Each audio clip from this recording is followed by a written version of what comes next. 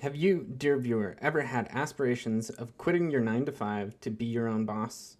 Live the glorious lifestyle of rich and famous by blowing up on YouTube or social media? Well, I hate to break it to you, but even if all the people around you say you could or you do create good content, that isn't enough. Don't look down at the subscriber count, or do. Either way, hear me out, as you're going to learn a lot more about YouTube and psychology than my subscriber count would lead you on to believe. And here's the deal. If I make it to the end of the video and there wasn't a single piece of information that was new or beneficial provided in this video, I give you full permission to comment below how much I suck. Fair enough? Cool. Allow me to shed some light on YouTube and how it works. I know a thing or two about how it works after consistently uploading to the platform for a year. For those who don't know, you get monetized after 1,000 subscribers. So logically, this becomes the first goal for many people who try and start a career on YouTube. Let me tell you though, it is a lot more work than people are led to believe. Figuring out it is a lot more work than you originally thought is the valley of despair. Matter of fact, I am in that valley of despair right now with content creation. The thing is though, the reason that most people never accomplish huge things is because when they hit this valley of despair in one opportunity, they jump to another because they think the grass is greener on the other side, but it's a vicious cycle that continues to repeat itself. So back to YouTube, if you Googled how long it takes to get 1,000 subscribers, many results say anywhere between 6 to 12 months or even up to 24 months.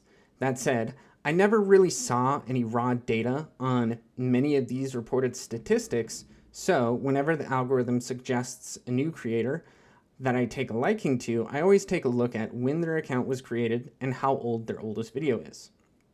Often it seems to check out that the vast majority of people that have been monetized and have 100,000 plus subscribers have been doing it for at least 2 years.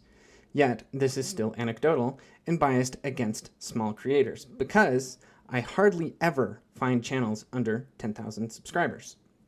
There's some clear survivorship bias with the data, or another way to put it is that only so many channels ever get monetized in the first place, regardless of how long they have been consistently uploading.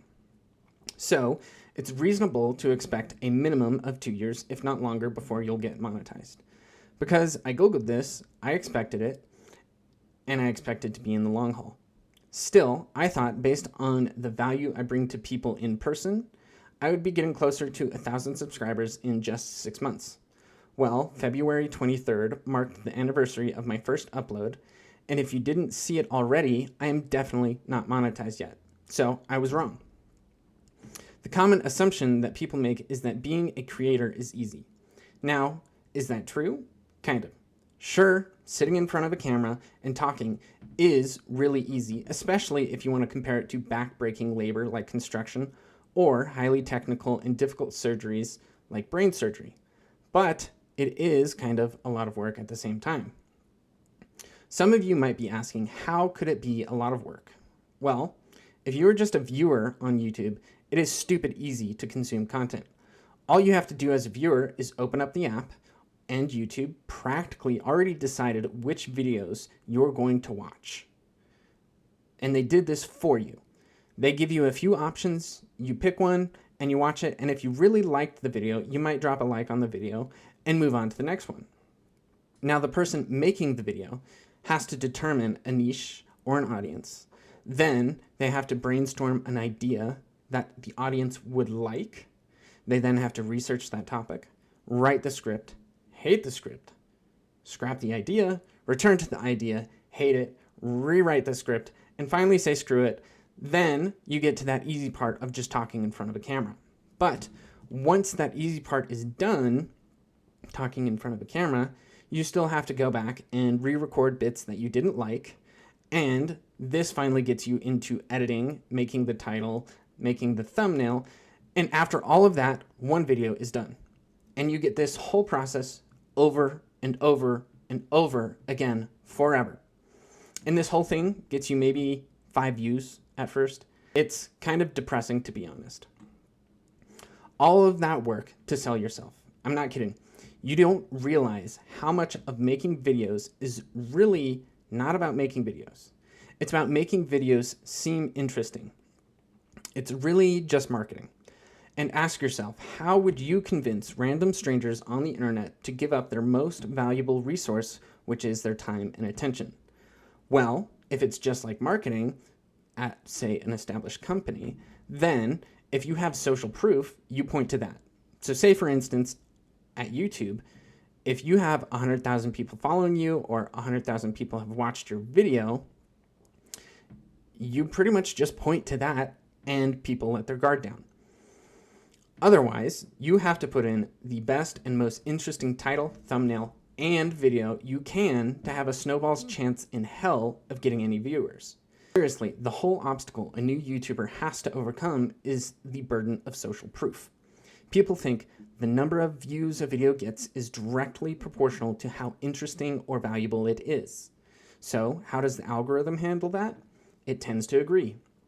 All the data I have seen on this channel shows almost a direct correlation with the number of impressions to views, and the number of impressions goes up based on the number of likes a video gets.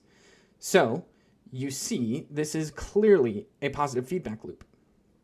This explains those outlier channels that have videos that pop off like nobody's business. This also explains why it takes so much time for most small YouTubers, because they aren't going to hit that chain reaction for a really long time. They aren't going to hit that chain reaction for a really long time because the market is saturated. Hundreds of thousands of people are trying to carve out their niche, all the while people don't like to try new things, nor do they like to feel weird. And you know what feels weird? Giving a nobody YouTuber a shot, because seemingly nobody else likes them, so why should you? Well, what does this all mean for small creators? It's just like college, specifically college weed-out courses. The front end of the work is going to be just about 10 times harder than the back end. Once you get to 10,000, 100,000 subscribers, you won't have to try as hard to make videos look interesting to get views and subscribers. I've already seen it on a micro scale. The conversion rate of subscribers I saw before 100 subscribers was abysmal. After, I saw a pretty significant jump, but then the algorithm changed and the conversion rate dropped down again. With that said, I'm curious, why did you click on this video? Did you like the thumbnail? Did you like the title or find that interesting? If I did, great. I did my job. But what if you had noticed how low my view count was, or once you clicked on it, how low my subscriber count was? Would you have clicked it then? Be honest. Please share your thoughts and comments in the comment section below. And I hope you've already liked and subscribed if you've made it this far into the video. And if you haven't, why not fix that? Otherwise, I hope you go step on a Lego. Thank you. Until next time.